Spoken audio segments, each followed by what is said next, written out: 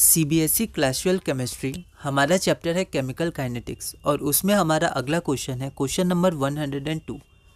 To reactions of the same order have equal pre exponential factor but their activation energies differ by 24.9 kilojoule per mole, है ना। तो उनके activation energy के बीच में difference की value दी गई है और and they have the same या इक्वल प्री एक्सपोनेंशियल फैक्टर। तो कुछ टर्म्स हैं, आपको ध्यान रखना है। Calculate the ratio between the rate constants of these reactions at 27 degree Celsius.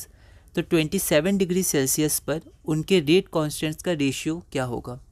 यह question CBSE sample question paper 2019 में 3 मार्क्स का पूछा गया था। एक बार आप इस क्वेश्चन को ट्राई करिए, फिर हम लोग आगे बढ़ते हैं।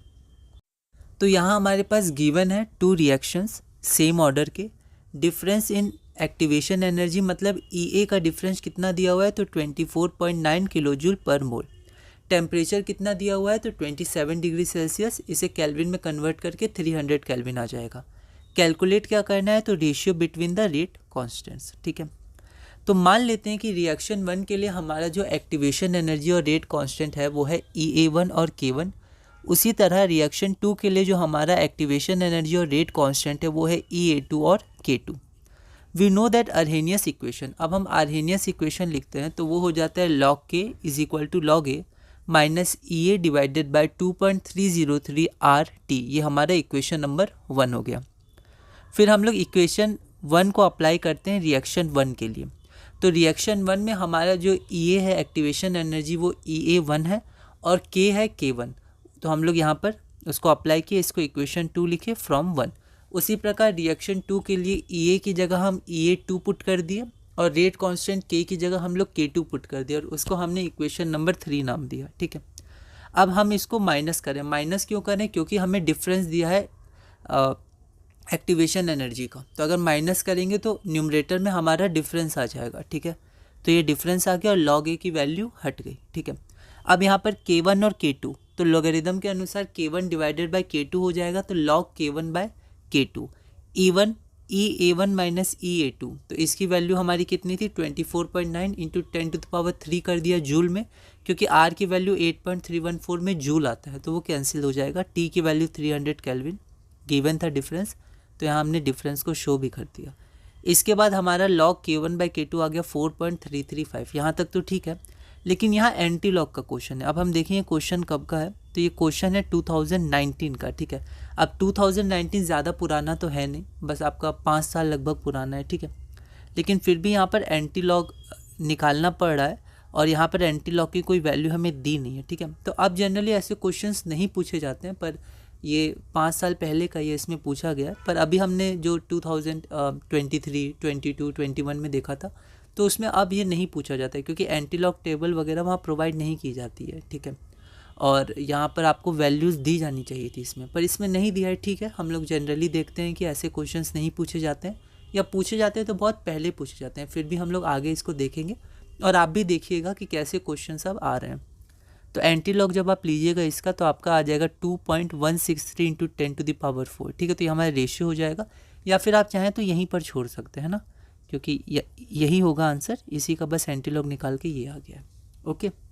अगला क्वेश्चन है हमारा क्वेश्चन नंबर 103। उसमें हमारे पास एक रिएक्शन दिया हुआ है 2HI gas gives H2 gas plus I2 gas. EA की वैल्यू दी हुई है हमारी 581 केल्विन पर, ठीक है। तो जब आप एक्सप्रेस मतलब जो वैल्यूज़ लिखें अपने आंसर में तो ध्यान से लिखिएगा। Calculate the fraction of molecules having energy equal to और ग्रेटर देन एक्टिवेशन एनर्जी। तो फ्रैक्शन ऑफ मॉलिक्यूल्स जिनकी काइनेटिक एनर्जी मतलब एनर्जी इक्वल या ग्रेटर देन है एक्टिवेशन एनर्जी, उसको हमें कैलकुलेट करना है। R की वैल्यू हमें दी हुई है। यह क्वेश्चन ऑल इंडिया 2010 में पूछा गया था 3 मार्क्स का। एक बार आप इस क्वेश्चन को ट्राई करिए, फिर हम लोग आगे बढ़ते हैं। तो यहाँ पर गिवन में हमारे पास ये रिएक्शन है, EA की वैल्यू लिख दी, R की वैल्यू लिख दी और T की जो वैल्यू है 581 केल्विन वो लिख दी। Let the fraction of molecules having energy equal to और greater than EA be X। तो मान लेते हैं वो फ्रैक्शन ऑफ मॉलिक्यूल्स हमारे पास क्या है, X है। तो log X बराबर इतना होता है, इसको आपको ध्यान रखना है, ठीक है। तो जब ये आपका log X बराबर माइनस EA बाई 2.303 RT आप लिखते हैं तो वहाँ पर जो X है वो फ्रैक्शन ऑफ मॉलिक्यूल्स को दिखाता है जिसकी एनर्जी आपकी एक्टिवेशन एनर्जी के बराबर या ज़्यादा होती है। तो बस अब हमें एक्स कैलकुलेट करना है। तो ये थोड़ा अलग टाइप का क्वेश्चन था, इसे आप ध्यान रखिएगा। यहाँ से जब आप एक्स कैलकुलेट करिएगा तो लॉग एक्स की वैल्यू इतनी आ जाएगी। फिर यहाँ एंटी लॉग लेना है, माइनस है तो पहले आप इसको प्लस करिएगा, तो इसका एक प्रोसेस होता है, फिर हम लोग एंटी लॉग लेते हैं। अब ये तो क्वेश्चन पुराना था, तो पुराना तो क्वेश्चन पूछे जाते थे एंटी लॉग में, ठीक है। तो एक्स की ये वैल्यू होगी, ठीक है। अगर आपको ध्यान होगा तो एक क्वेश्चन आया था कि अर्हेनियस इक्वेशन में कौन सा फैक्टर है या कौन सा एक्सप्रेशन है, कौन सा टर्म है जो ये शो करता है कि जो हमारे मॉलिक्यूल्स है उसकी एनर्जी ग्रेटर देन और equal to activation energy. Multiple choice question था, तो उसमें आंसर था e⁻−EA/RT, ठीक है। और हमें यहाँ पर बस कैलकुलेशन पूछा है, तो fraction of molecules having energy equal to और greater than the activation energy, तो हमारा वही होगा e⁻−EA/RT, ठीक है। EA की वैल्यू हमारी किलोजूल पर मोल में है, तो उसको पहले हम लोग जूल में कन्वर्ट करेंगे 1000 से इंटू करके, आर की वैल्यू पुट करेंगे, टी की वैल्यू पुट करेंगे, और ये कैलकुलेशन है ना, ये भी हमें नहीं करना है, ठीक है। पहले का क्वेश्चन था, पर जब आप कैलकुलेशन ये करिएगा, ये कैलकुलेशन जब होगा तो आंसर इसका इतना ही आएगा, ठीक है। तो बहुत पहले का क्वेश्चन था, तो तब ऐसा क्वेश्चन पूछा गया था, पर अब जनरली ऐसा नहीं पूछा जाता है।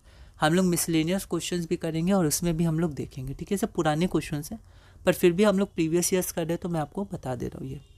अगला क्वेश्चन हम लोग देखते हैं, क्वेश्चन नंबर 104। हमारा अगला क्वेश्चन है क्वेश्चन नंबर 104। के वेरीज विद टी, तो के और टी के बीच में रिलेशन हमारे ये है अर्हेनियस इक्वेशन, लॉग के है ना, और 1/t के बीच में स्ट्रेट लाइन विद स्लोप इतना है। तो ये ग्राफ की कुछ आपको इन्फॉर्मेशन दी हुई है, एक स्ट्रेट लाइन बनेगा, उसका स्लोप आपका इतना दिया हुआ है, ये 2 है आपका, -4250 केल्विन के। आपको EA की वैल्यू निकालनी है इस रिएक्शन के लिए, R की वैल्यू आपको दी हुई है, और यह क्वेश्चन दिल्ली 2013 में 3 मार्क्स का पूछा गया था। एक बार आप इस क्वेश्चन को ट्राई करिए, फिर हम लोग आगे बढ़ते हैं। तो यहाँ पर हमारे पास जो गिवन इक्वेशन है वो ये रही 1, है ना। अब स्लोप लॉग के वर्सेस 1/t के ग्राफ का स्लोप कितना है, तो -4250 केल्विन। R की वैल्यू है 8.314 जूल पर केल्विन पर मोल। हमें फाइंड करना है EA की वैल्यू। तो हम लोग क्या करेंगे, कंपेयर करेंगे। ऐसे कुछ क्वेश्चंस हमने पहले किए हैं। तो standard equation of straight line होती है y = mx + c, ठीक है। तो यहाँ पर हमारा स्लोप क्या हो जाएगा, तो m। तो यहाँ देखते हैं m की वैल्यू क्या होगी, ये हो गई, ये हमारा x है। तो स्लोप हमारा हो जाएगा -EA/2.303 r, और इसमें EA है और r की वैल्यू पता है, और स्लोप की वैल्यू हमें -4250 दी हुई है। तो यहाँ से हम EA की वैल्यू कैलकुलेट कर लेंगे। जो आप कैलकुलेट करिएगा तो आपका आंसर रह जाएगा 81.37 kilojoule per mole. Therefore the required value of activation energy is equal to EA is equal to 81.37 kilojoule per mole, जो हमारा रिक्वायर्ड आंसर है। हमारा अगला क्वेश्चन है question number 105। The decomposition of A into product has a value of K। Rate constant की value दी हुई है 4.5 × 10⁻³ per second at 10 degree Celsius. Energy of activation दिया हुआ है 60 kilojoule per mole. At what temperature K will be 1.5 × 10⁻⁴ per second, ठीक है।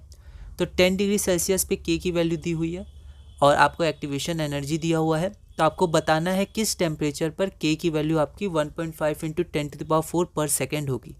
यह क्वेश्चन दिल्ली 2013 में 3 मार्क्स का पूछा गया था। फॉर्मूला बेस्ड क्वेश्चन है। एक बार आप इस क्वेश्चन को ट्राई करिए, फिर हम लोग आगे बढ़ते हैं। तो यहाँ पर गिवन है हमारे पास K1 की वैल्यू। T1 की वैल्यू में देखिए 273 से प्लस करते हैं। यहाँ पर मैंने जल्दबाजी में 373 लिख दिया था, फिर ओवर राइटिंग की, तो यहाँ पर मैंने मार्क कर दिया ताकि ध्यान रहे, आराम से हमें आगे बढ़ना है। तो 283 केल्विन में हम लोग इसको करेंगे। एनर्जी EA से रिप्रेजेंट करेंगे और K2 हमारा ये हो गया, ठीक है। तो T1 मान लिया और T1 पे जो कांस्टेंट है वो K1 हो गया। K2 हमारा है 1.5 × 10⁻⁴ पर सेकेंड, है ना। फाइंड क्या करना है हमें, तो टेम्परेचर एट K2। तो टेम्परेचर फाइंड करना है, उसको हमने T2 मान लिया। अब हम लोग इक्वेशन देखते हैं। तो हमें पता है ये equation log K2/K1 is equal to EA/2.303 r T2 - T1/T1 T2, ठीक है। उसके बाद बस सारी वैल्यूज़ हम लोग इसमें पुट कर देंगे। यहाँ आप गिवन लिख दीजिएगा, ऐसे मैं भूल जाता हूँ, पर ध्यान रखिएगा। गिवन से आपने वैल्यूज़ ली तो गिवन लिख दीजिएगा। फिर बस आपको इसको सॉल्व करना है। तो जब आप इसको सॉल्व करिएगा, थोड़ा कैलकुलेशन है, फिजिकल का पार्ट है, तो थोड़े कैलकुलेशंस होते हैं। तो इसमें T2 की वैल्यू आपकी आ जाएगी 297 केल्विन या 24 डिग्री सेल्सियस, है ना। तो आप इसको 24 डिग्री में भी लिख सकते हैं, क्योंकि क्वेश्चन में आपको डिग्री सेल्सियस में दिया हुआ था। तो therefore the required value of temperature T2 is 297 kelvin या 24 डिग्री सेल्सियस। अब हमारा अगला टॉपिक है topic 7, effect of catalyst and collision theory. ठीक है, तो ये हमारा आखिरी टॉपिक होगा और इस टॉपिक के बाद हम अपना ये चैप्टर भी पूरा करेंगे और हमारा क्लास 12 केमिस्ट्री पूरी हो जाएगी, प्रीवियस ईयर जो हमने देखा था। तो ये हमारा पहला क्वेश्चन है और ऐसे क्वेश्चन नंबर 106 या question CBSE sample question paper 2024 में 2 मार्क्स का पूछा गया था।